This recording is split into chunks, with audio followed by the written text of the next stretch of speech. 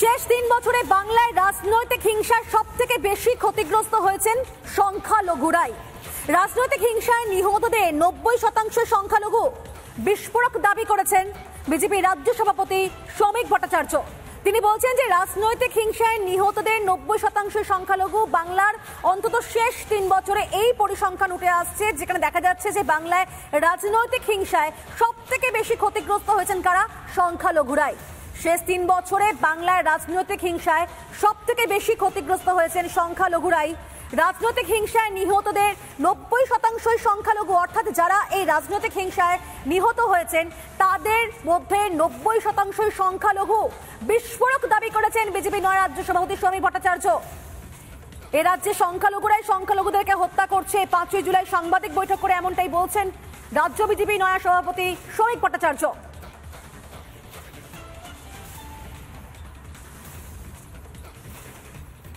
তৃণমূল কংগ্রেস মনে করে বা তারা সংখ্যালঘুদের বোঝাচ্ছেন যে শুধুমাত্র তাদের ভোটেই তৃণমূল কংগ্রেস ক্ষমতায় আসতে পারে। তাহলে একবার তাকিয়ে দেখুন, আমি আবার বলছি, কোনো বিভাজনের রাজনীতিতে বিজেপি বিশ্বাস করে না। একবার আসামের ডেমোগ্রাফির দিকে, আমাদের পার্শ্ববর্তী রাজ্য, আজকে সেখানের উন্নয়ন দেখুন, আজকে ত্রিপুরার উন্নয়ন দেখুন, আর আসামের ডেমোগ্রাফি দেখুন। তারপরেও বিজেপি কিন্তু ক্ষমতায় এসেছে। আজকে পশ্চিমবঙ্গে গত 3 বছরে যত খুন হয়েছে তার মধ্যে 90% বেশি হচ্ছে সংখ্যালঘু। মরছে মুসলমান, মারছে মুসলমান, এই পরিস্থিতি তৈরি করে দিয়েছে তৃণমূল কংগ্রেস।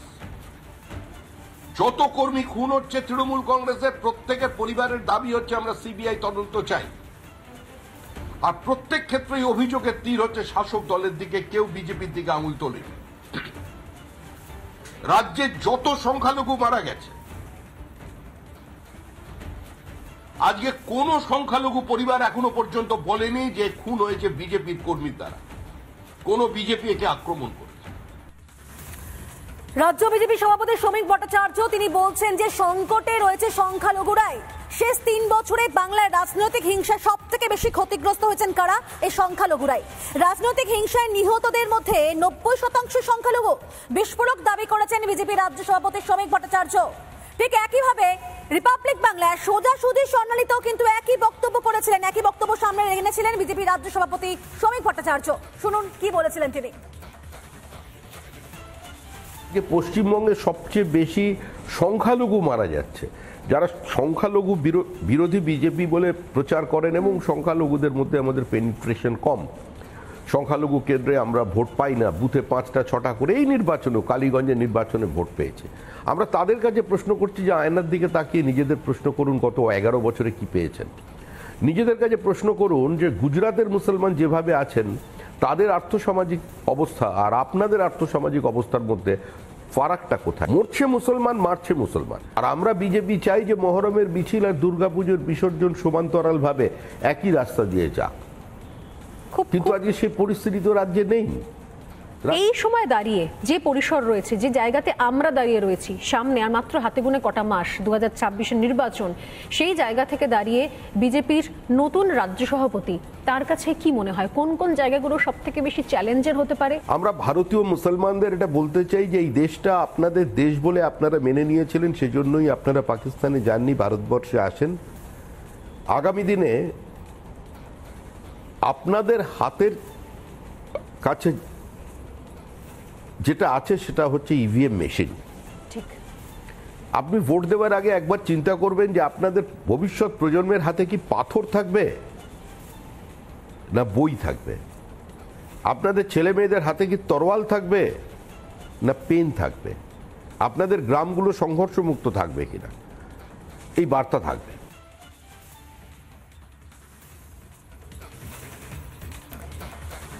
আপনাদেরকে শোনালাম যে সোজাসুজি স্বর্ণালীতে শ্রমিক ভট্টাচার্য ঠিক কি বলেছিলেন, যেখানে কিন্তু পরিষ্কার তিনি বলেন যে সংখ্যালঘুরাই ঠিক করুক যে তারা কিভাবে তাদের আগামী দিনগুলো কিভাবে তারা নিয়ন্ত্রণ করবে বা কিভাবে চালনা করবেন। নিজেদের পজিশন তাদেরকেই ঠিক করতে হবে। যেখানে যে পরিস্থিতি, যে আবহ তৈরি হয়েছে, যেখানে দেখা যাচ্ছে সংকটে কিন্তু রয়েছে সংখ্যালঘুরাই, কারণ মারছেও তারা, মরছেও তারা।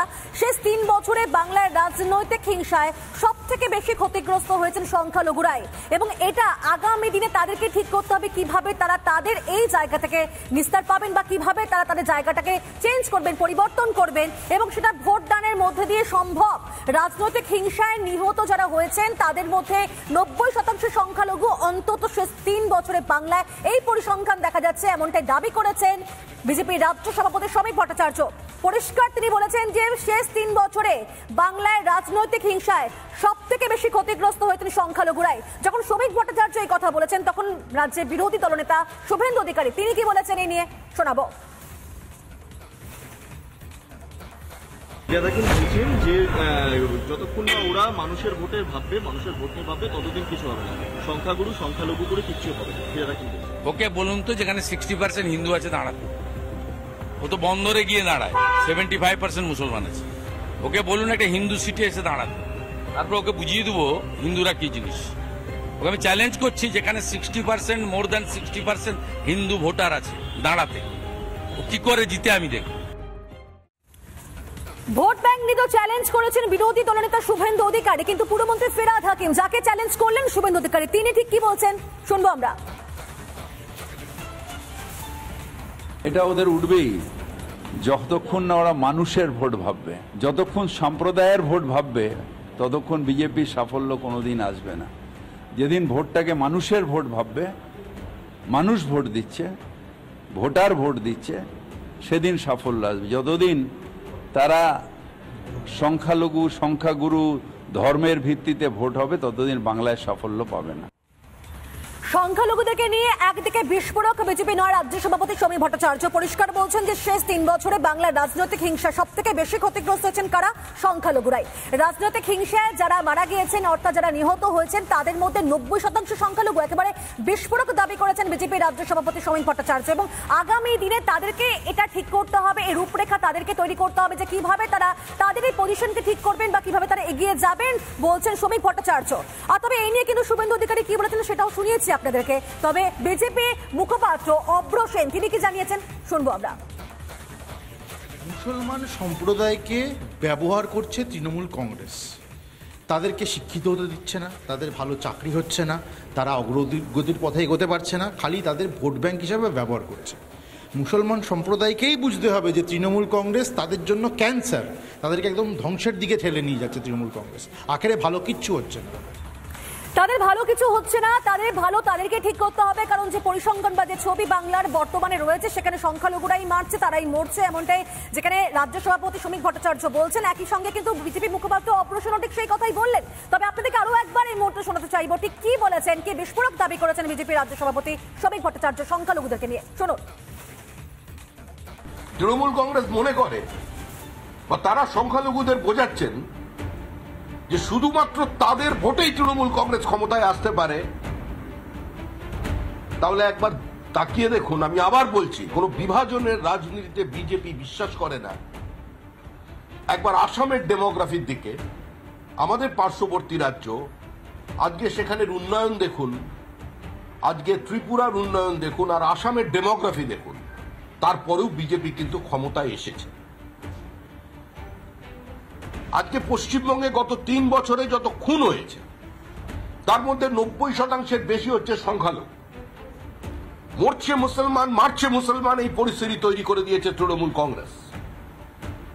যত কর্মী খুন হচ্ছে তৃণমূল কংগ্রেসের প্রত্যেকের পরিবারের দাবি হচ্ছে আমরা সিবিআই তদন্ত চাই। আর প্রত্যেক ক্ষেত্রেই অভিযোগের তীর হচ্ছে শাসক দলের দিকে, কেউ বিজেপির দিকে আঙুল তোলে। রাজ্যে যত সংখ্যালঘু মারা গেছে, আজকে কোন সংখ্যালঘু পরিবার এখনো পর্যন্ত বলেনি যে খুন হয়েছে বিজেপির কর্মীর দ্বারা, কোন বিজেপি একে আক্রমণ করে।